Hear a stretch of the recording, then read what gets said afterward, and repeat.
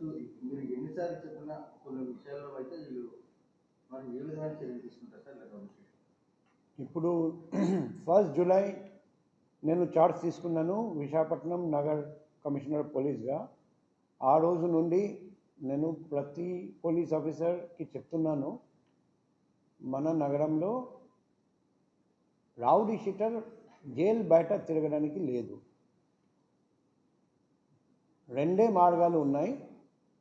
ఒకటి, rowdy sheeters అందరూ jail లోపల ఉండాలి, లేకపోతే జిల్లా బయట ఉండాలి.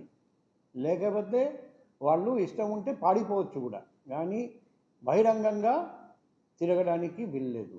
అందుకే రౌడీ షీటర్స్ అందరి మీద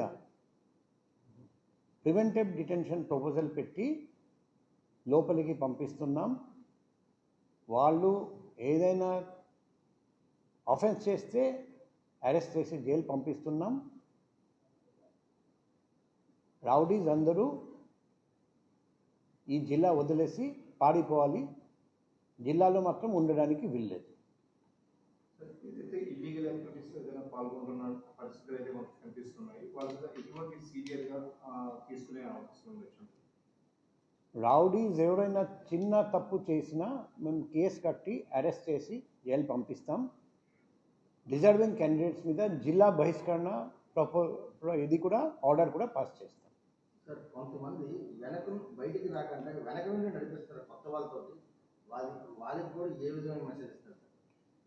ఇప్పుడు ముందుకు రాకుండా వెనక నుండి నడిపించినా కూడా మాకు ఇన్ఫర్మేషన్ వస్తుంది. మేము వాళ్ళ మీద కూడా కఠిన చర్య తీసుకుంటాం.